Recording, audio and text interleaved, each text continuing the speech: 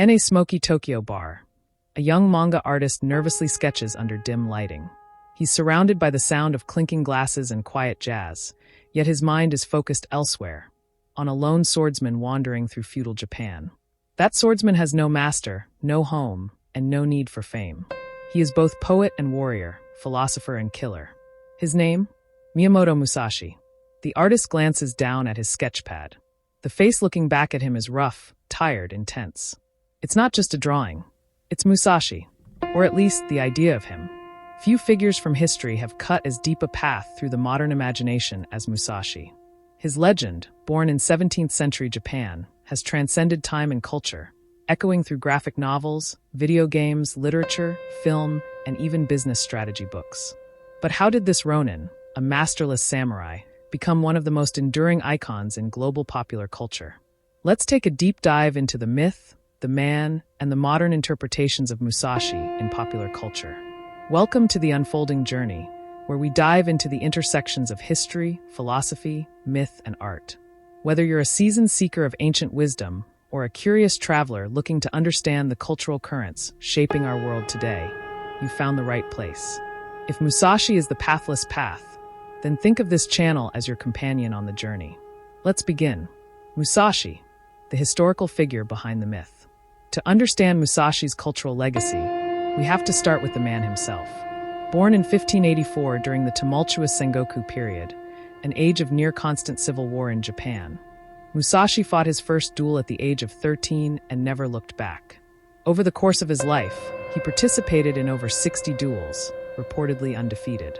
He was a strategist, a painter, a calligrapher, and most famously, the author of the Book of Five Rings, a treatise on swordsmanship and strategy still read by martial artists and business executives alike.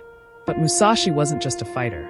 He represented something deeper, a self-reliant spirit, a relentless pursuit of mastery, and a rejection of rigid hierarchy.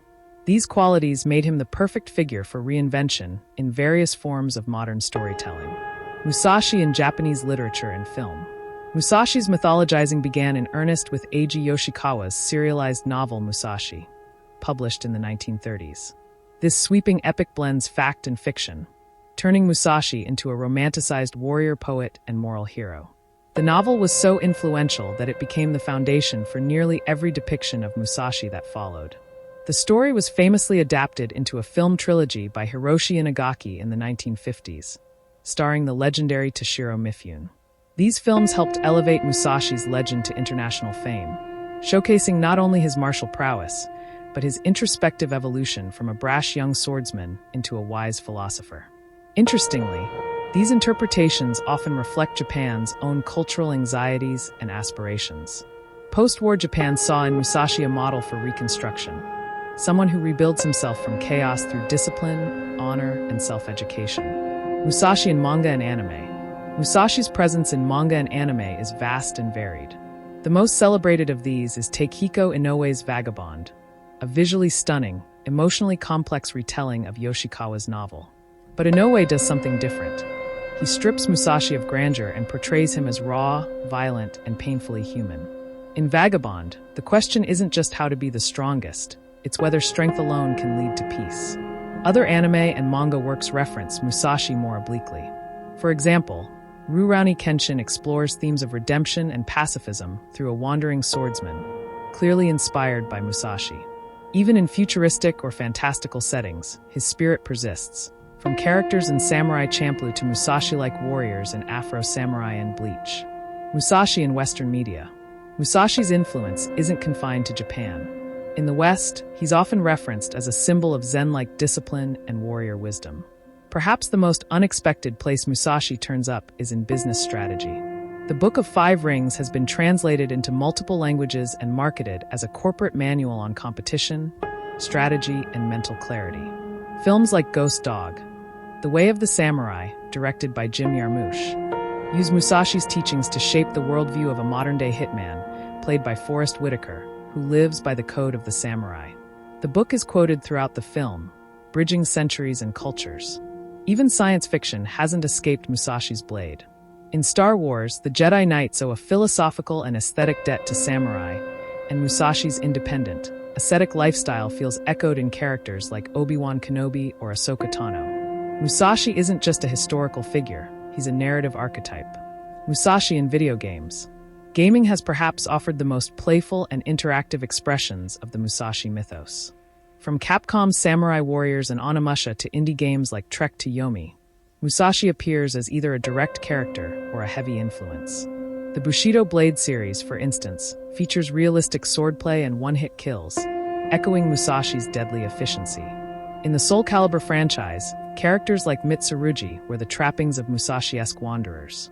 Then there's Sekiro, Shadows Die Twice, a game whose protagonist, though unnamed as Musashi, shares his grit, solitude, and relentless pursuit of mastery. The game's intense difficulty mirrors the inner battles Musashi spoke of. To win any battle, you must fight as if you are already dead. Musashi in philosophy and self-help. Beyond fiction, Musashi has become a kind of spiritual mentor for people seeking purpose, clarity, or strength. His teachings are often referenced in modern self-help literature and minimalist philosophies. Popular books like The War of Art by Stephen Pressfield reference Musashi's discipline as a model for creative professionals. Likewise, the Stoic revival movement often draws parallels between Musashi's detachment and Stoic ideals of self-control and impermanence. Some motivational speakers and martial artists go so far as to treat the Book of Five Rings like scripture, pulling life lessons from each elemental scroll: earth, water, fire, wind, and void. The void chapter, in particular, has captivated thinkers. By knowing things that exist, you can know that which does not exist. The icon beyond the man. What makes Musashi so adaptable? Part of it is the mythic ambiguity of his life. Though he existed, and even left behind artwork and writings, there's enough mystery around him to allow reinterpretation. Like King Arthur or Robin Hood, Musashi isn't limited to a single truth. He becomes a canvas. To the corporate world, he's a strategist. To the martial artist, he's the ultimate technician. To the gamer, a fierce opponent. To the philosopher, a mirror for the self. His life was a journey, not just across Japan, but through identity, mastery, and meaning. That journey resonates deeply in a modern world often overwhelmed by distraction and superficiality. Musashi reminds us that the real path, the unfolding journey, lies within. So, why does Musashi endure? Perhaps it's because his legend speaks to something timeless, the fight to master not others, but oneself. Whether you find him in a samurai epic, a video game, a Zen quote, or a graphic novel, Musashi challenges you to ask, what is your path? And are you walking it with awareness? Thank you for joining us on this exploration of Musashi in popular culture. If this journey resonated with you, if it sparked a new thought, a question, or a sense of connection to something deeper, then this is just the beginning. Subscribe to The Unfolding Journey and hit the notification bell so you never miss an episode. We'll continue to traverse history, myth, and meaning together, one story at a time. Until next time, walk your path with courage, and may the void always guide your blade.